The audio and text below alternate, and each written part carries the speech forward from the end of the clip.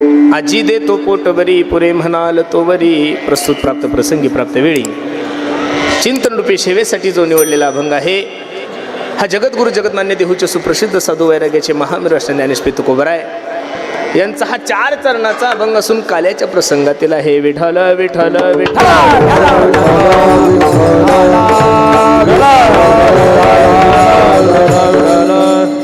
अभंगावर काही चिंतन करण्यापूर्वी अभंगाचा प्रतिपाद्य विषय तुम्हा सर्व संत सज्जन समोर ठेवण्यापूर्वी थोडासा परिहार द्यायचा. तो असा, भव्य दिव्य स्वरूपाचा नाथ महाराजांच्या षष्टीनिमित्त चालू असलेला आपला भव्य दिव्य उत्सव आणि त्यानिमित्त ही पारंपरिक काल्याची सेवा संस्थांच्या वतीने माझ्या वाट्याला आलेली आहे. अगदी थोड्या वेळामध्ये नाथ बाबा जशी बुद्धी देतील, ज्ञानोबराय तुकोबराय जशी सद्बुद्धी देतील तसे अभंगाचा विचार करणार आहोत. अगदी थोडा वेळ आपल्याकडे शिल्लक आहे आणि त्या वेळेमध्ये मला तुमच्याकडून कोणत्याच गोष्टीची अपेक्षा नाही आहे. पाठीमागं गोंधळ चालूच राहणार आहे, पण जेवढे काही पुढं बसणारे मंडळी आहे त्यांना माझी हात जोडून विनंती आहे, जेवढा वेळ मला संस्थांनी दिलाय तेवढा मला तुमच्याकडून फक्त एका गोष्टीची अपेक्षा आहे. ती गोष्ट म्हणजे शांतता, शांतता आणि शांतता. विठ्ठल विठ्ठल.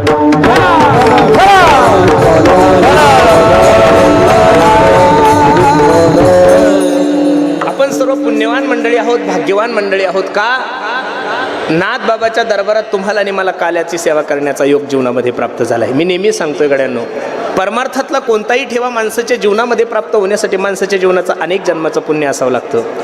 भागवतकार वर्णन करतात, भाग्योदयन बहुजन्म समर्जितेन सतसंग मंचलबते पुरुषो यदावय.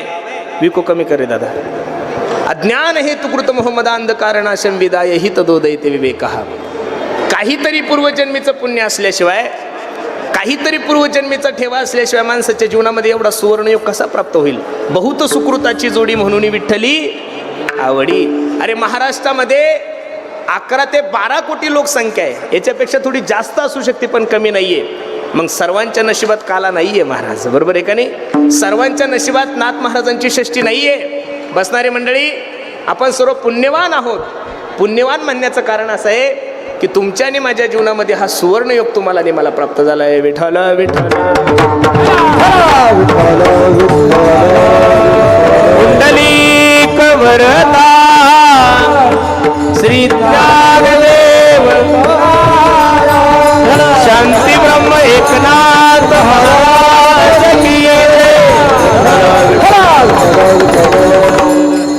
अगदी थोड्या वेळामध्ये जसं मला जमल तसं या अभंगाचा भाव मी तुम्हा सर्व मंडळी समोर ठेवणार आहे. लक्ष द्या कीर्तनाकडे. मानवी देहाला जन्माला आल्यानंतर माणसाच्या जीवनामध्ये काही उत्सव प्रामुख्यानं घडले पाहिजेत. मानवी देहाला जन्माला आल्यानंतर माणसाच्या जीवनामध्ये प्रामुख्यानं काही उत्सव घडले पाहिजेत. त्यामध्ये पहिला उत्सव देवाचा घडला पाहिजे. तुम्ही म्हणसाल मला देवाचा उत्सव का साजरा करायचा? याचं कारण असं आहे, जेने हा जीव दिला, ज्या विश्व मालकाने तुम्हाला या विश्वामध्ये जन्माला घातलंय, ज्या जगाच्या मालकाने तुम्हाला आणि मला या मृत्यू लोकामध्ये जन्माला घातलंय, त्या विश्व मालकाच्या उपकारातून ऋणी होण्यासाठी आपण गोकुळाष्टमी साजरी करतो. 1 आपण रामनवमी साजरी करतोय. 2 आपण वामन जयंती साजरी करतोय. 3 आपण हनुमान जयंती साजरी करतोय. 4 तुमच्या आणि माझ्या जीवनाचं कर्तव्य नाहीये भगवंताचे उत्सव साजरे करणं. तुमच्या आणि माझ्या जीवनाचा धर्म आहे. का?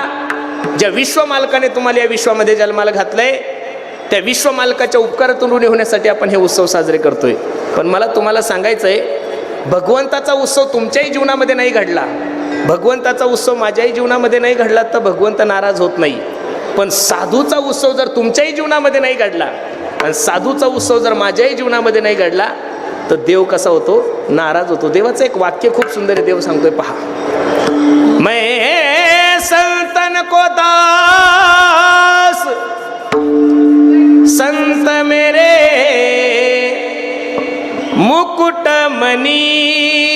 मी साधूंचा दास आहे, मी संतांचा काय आहे? सेवक आहे. आणि साधू माझे काय आहे? मुकुटमणी आहे.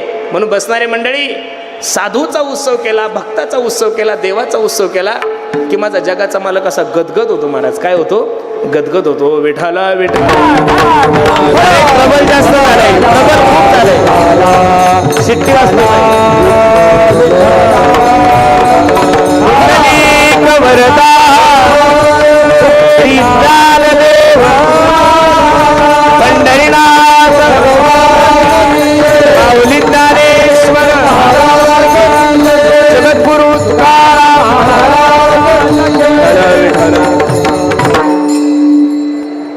नाथबाबाचा उत्सव तुमच्याने माझ्या जीवनामध्ये एवढ्या थाटामाटात होतोय म्हणजे निश्चित माझ्या जगाच्या मालकाला बरं वाटत असेल. माझी विनंती गड्यांनो तुम्हाला, हे बघा, साधूचा उत्सव जीवनामध्ये घडलाच पाहिजे. हा आठवडा तसा तुमच्याने माझ्यासाठी खूप भाग्याचा आहे, कारण याच आठवड्यामध्ये माझ्या जगद्गुरु तुकोबरायचा 375वा वैकुंठ गमन सोहळा तुम्ही आणि मी आपल्या डोळ्याने पाहिला. आणि नाथबाबाचाही उत्सव खूप थाटामाटात अख्खा महाराष्ट्र साजरा करतोय. त्यामध्ये प्रामुख्यानं आपला मराठवाडा खूप चांगला करतो, कारण बाकीचे जरी लोक इकडे येत नसेल तर मराठवाड्यात असं गाव नाहीये की त्या गावची दिंडी नाही. विठ्ठल विठ्ठल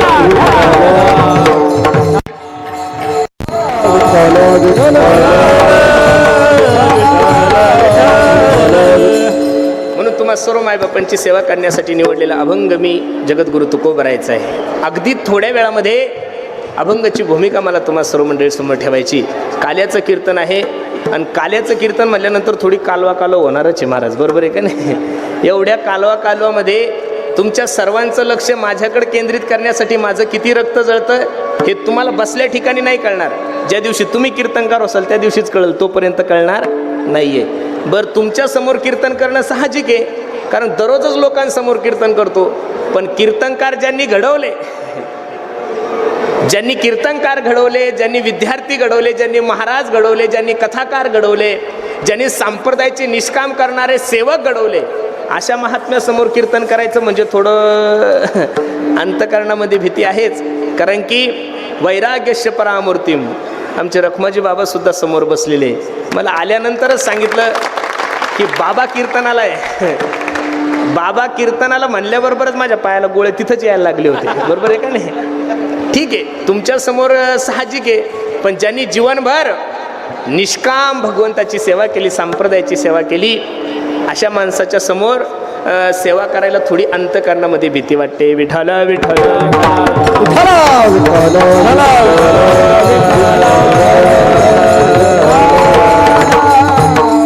आपण भाग्यवान आहोत की मलाही 2 शब्द तुमच्या समोर सांगायला भेटत आहेत, आणि तुम्ही भाग्यवान आहात की तुम्हाला काल्याचं कीर्तन ऐकायला मिळतं. अरे, जो अधिकार देवाधिकांना प्राप्त झाला नाहीये, जो स्वर्गातील देवांना जी गोष्ट दुर्मिळ आहे, ती गोष्ट जर तुमच्यानी माझ्या जीवनामध्ये सहज प्राप्त होत असेल तर माझी विनंती तुम्हाला, या संधीचं सोनं आपण केलं पाहिजेत. महाराज शुकाचार्य भगवान राजा परीक्षितीला भागवत सांगत असताना स्वर्गातील देव अमृत कलश घेऊन आले आणि राजांना सांगतात, महाराजांना सांगतात, शुकाचार्य महाराज, हे अमृत आहे स्वर्गातील, तुम्ही ते राजा परीक्षितीला पाजा.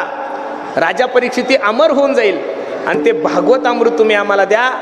त्यावेळेस शुकाचार्यांच्या मुखातले उद्गार किती गोडे पहा. क्व सुधा क्व कथा आलोके क्व काचक्व मनिर्महान ब्रह्मरातो विचारेन तदा देवांजहासह सुरानामपि दुर्लभहा. सुरा म्हणजे देव. देवादिकांना जी गोष्ट दुर्मिळ आहे, देवादिकांना जी गोष्ट अशक्य आहे, ती जर तुम्हाला आणि मला सहज प्राप्त होत असेल तर माझी तरी विनंती गड्यांनो, या संधीचं तुम्ही आणि मी सोनं केलं पाहिजे. काल्याचं कीर्तन म्हणजे संप्रदायाने काही परंपरा घालून दिलेली आहे. चरित्र ते उच्चारावे केले देवे. भगवान श्रीकृष्णाने गोकुळामध्ये जे चरित्र केलंय त्या चरित्राचा उच्चार करायचा आहे. विठ्ठल विठ्ठल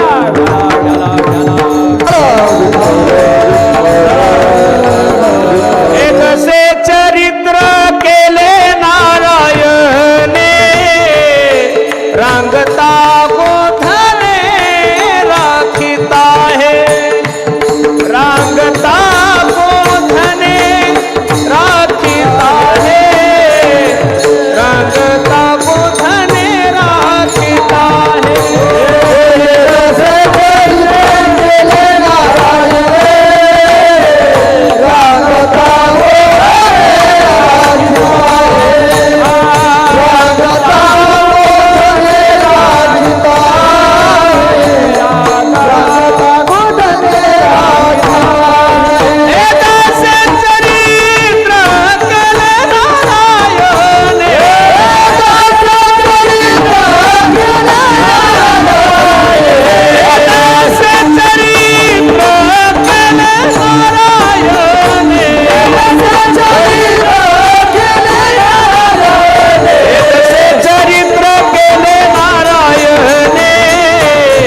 रांगता गोधने राखिता है.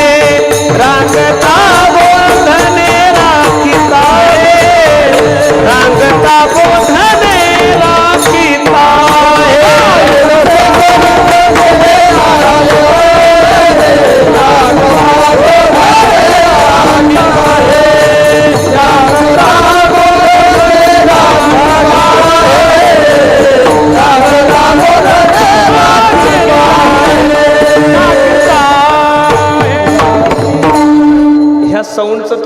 मागं फिरवलं म्हणजे मागच्या ऐकू येईल, आणि याचं बी फिरव म्हणजे मग लोकांना ऐकू येईल. विठ्ठल विठ्ठल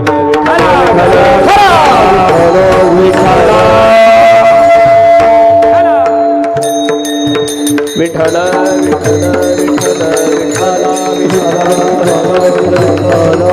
कुंडली कवरला अंतिम ब्रह्म एकनाथ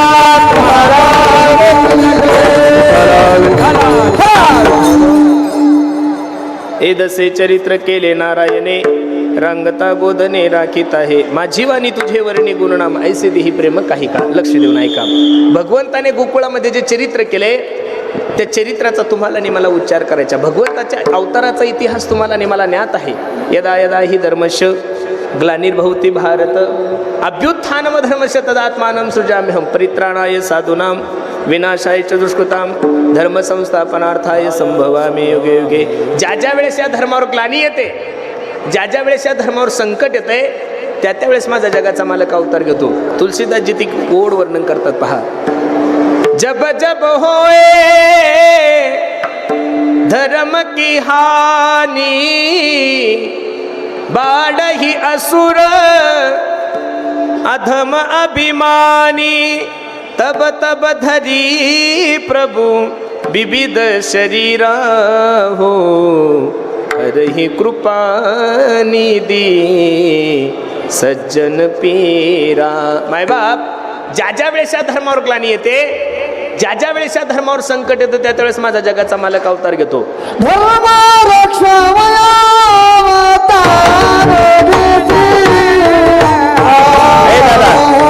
कडक झाला आवाज, कडक असा गोड कर आणि बेस थोडा वेग कडकला एकदम झाला. आपुल्या पाळी भक्त जना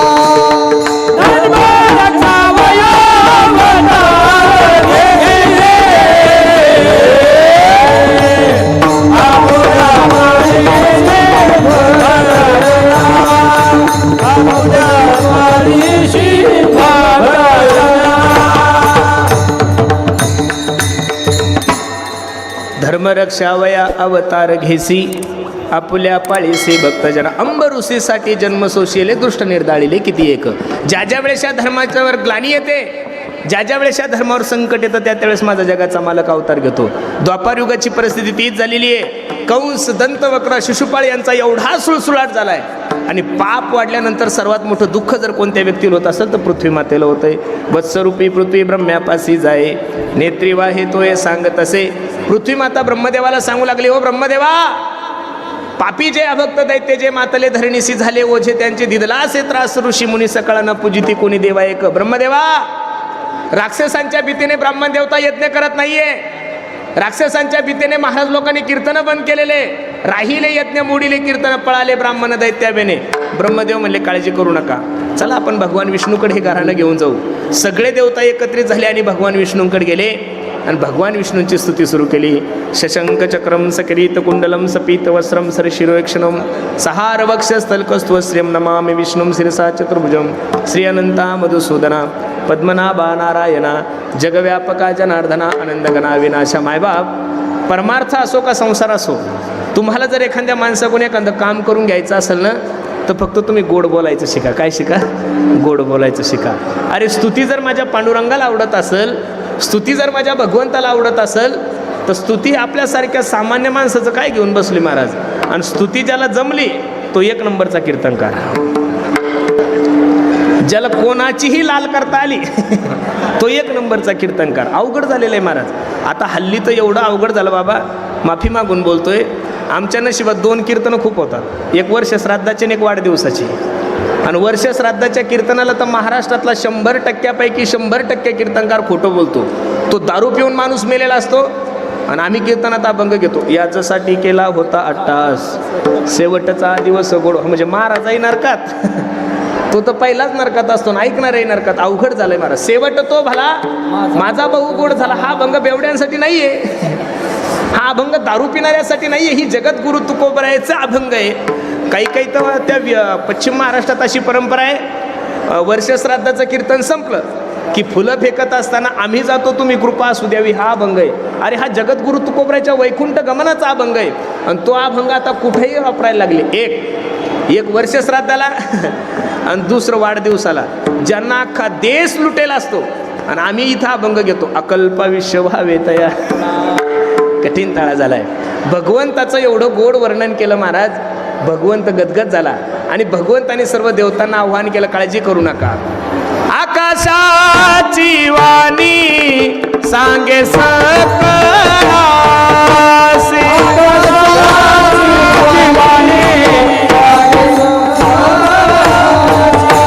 आकाशाची वाणी सांगे सकळासी,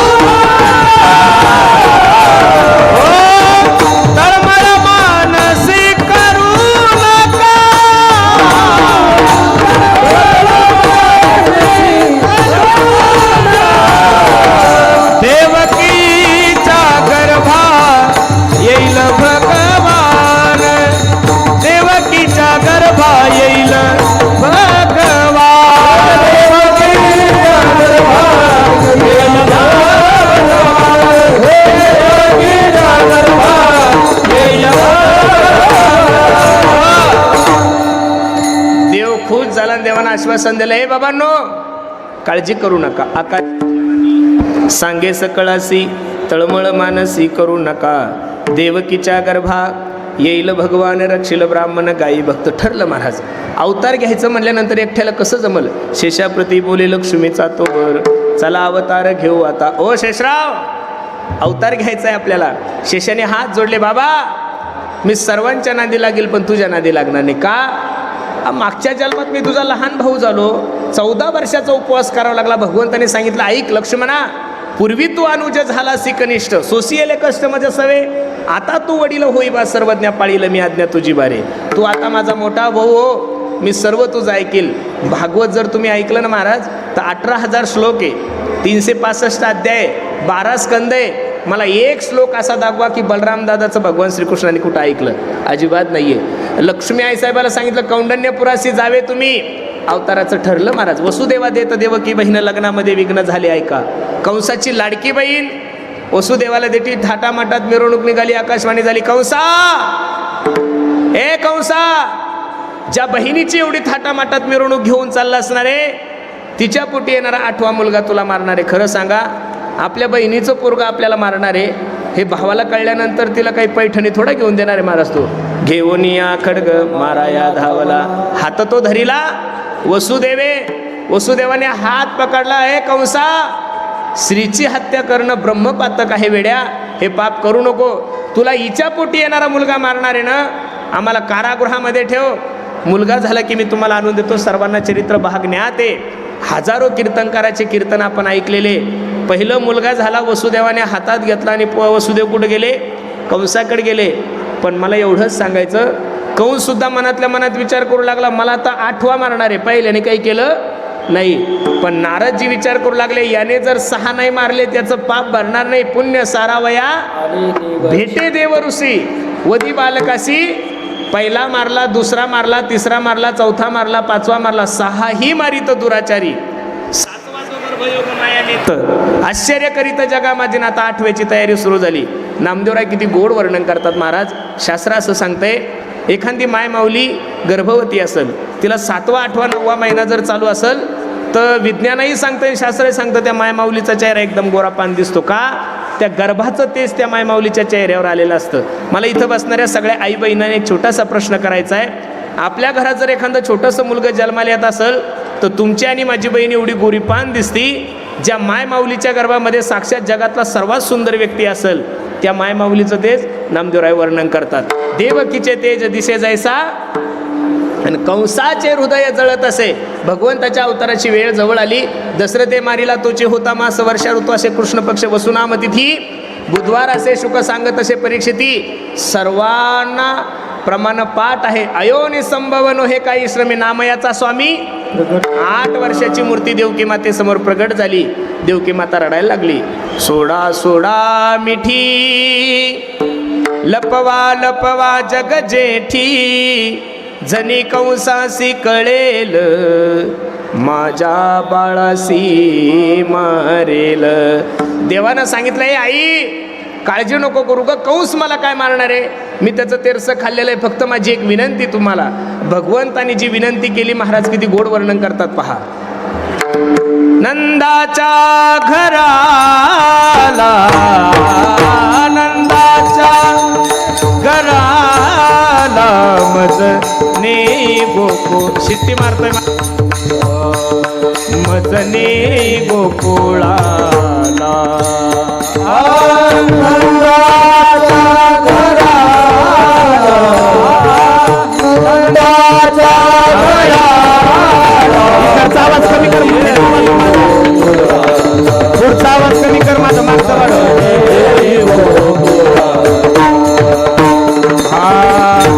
माया उपजली थे ठेवी मज आणि येथे.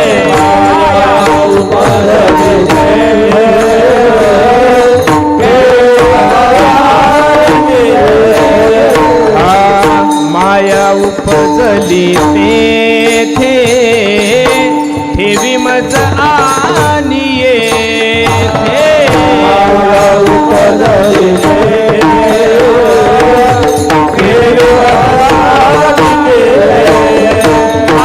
आनंदाचा घराला आनंदाच्या घराला मजने गोकुळाला मजने गोकुळाला मजने गोकुळाला.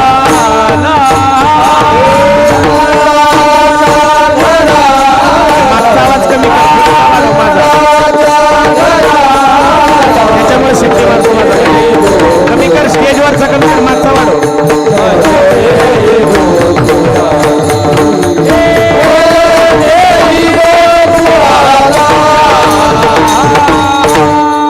नंदाच्या घराला नंदाच्या घराला मजने गोकुळाला माया उपजली तेथे हो ठेवी मज आणि येते मनसी रक्ष पाळ हो ते म्या मोहिले सकळ. भगवंताला वसुदेवाने उचललेला कमळापती पायीची बंधने गळती.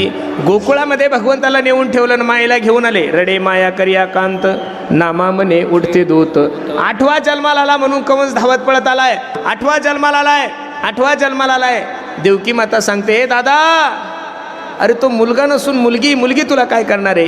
पण मरणाची भीती अंतकरणामध्ये असल्यामुळं ज्या ठिकाणी 6 मारले त्या ठिकाणी मारण्यासाठी गेली, हातातून सटकली, आकाशवाणी झाली तुझं लागी वधी उपजला मजादी. कंसाचं चरित्र थोडं बाजूला ठेवू आपण, थोडं गोकुळामध्ये जाऊ. वयाच्या 65व्या वर्षी नंदबाबाला मुलगा झाला होता. कितव्या वर्षी? 65व्या वर्षी. इथं बसणाऱ्या जेवढ्या काही माझ्या आई बहिणी बसल्या मायांनो, वयाच्या 65व्या वर्षी मुलगा झाला होता. कितव्या वर्षी? आपल्याला तर 25व्या वर्षी जरी झाला तरी आपण अख्ख्या पैठणला पेढे वाटतो. पेढे घ्या पेढे, पेढे घ्या पेढे, एवढा आनंद आहे. प्रत्येक गवळणीला सांगू लागले गवळण म्हणती हो म्हणती गवळणीला पुत्र झाला यशोदेला. एक धावती की पुढे ताटी वाटी सुंदवडे वान घेऊन या ताटी नंदा घरी झाली दाटी. सुयनीची गलबला झाली दासी जणी हे लगाली. जिकडं तिकडं आनंद आहे. गोकुळीच्या सुखांत पार नाही.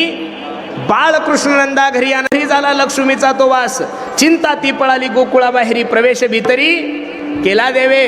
गुडिया तोरणे करती कथा गाती गाणे. जिकडं तिकडं सगळीकडे आनंद आहे. पण एकीकडं सुख आहे आणि एकीकडं दुःख आहे. कृष्ण गोकुळी जन्मला दृष्टा चळकाप सुटला. कंसाने मीटिंग भरवली. ऐका हो ऐका, जो कोणी माझ्या शत्रूला मारल त्याला अर्ध राज्य बक्षीस दिल्या जाईल. पहिला इडा पुतना मावशीने उचलला होता. कोणी उचलला होता? आज जर या धर्ममंडपाचा विचार जर तुम्ही केला ना महाराज, तर पुरुषांपेक्षा महिलांची संख्या, ही लाडकी बहीण योजना द्वापार युगापासून आहे. ती आताच नाही आहे. महिला बिचाऱ्या कुठेही भाविक आहे. तुम्ही अजून सुद्धा पहा, नाथ नगरीमध्ये माझ्या नाथ बाबाच्या भेटीसाठी जेवढ्या काही दिंड्या आल्या, त्या दिंड्यामध्ये 70% जर योगदान कोणाचं असेल तर महिला मंडळीचं आहे महाराज. बरोबर आहे का नाही? प्रत्येक दिंडी पहा तुम्ही, 70 ते 80% योगदान कोणाचं असेल? माझ्या आई बहिणीचं आहे. म्हणून पहिला इडा पुतना मावशीने उचलला. कोणी उचलला? पुतना मावशीने इडा उचलला आणि सांगितलं, दादा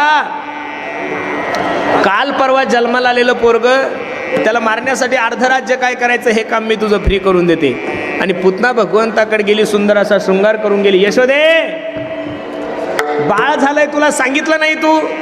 यशोदा म्हणे खूप धावपळ होती ग, इथं ठेवणं म्हणजे आवाज येईल त्या स्वराचा, त्याच्यामुळं कळालं नाही. कुठे आहे तुझं बाळ? यशोदा म्हणे आत्ताच झोपी घातलंय ग. आणि देव पाळण्यातल्या पाळण्यात विचार करतो, किती भोळी माय आहे माझी. माझं बवणीचं गिराईक परत गेलं तर माझा धंदा होणार नाहीये. भगवान परमात्मा रडायला लागले. रडत असताना पुतना भगवंताकडे जाते आणि भगवंतानं पुतनेकडे पाहिलं आणि पुतनेनं भगवंताकडे पाहिलं. भगवंतानं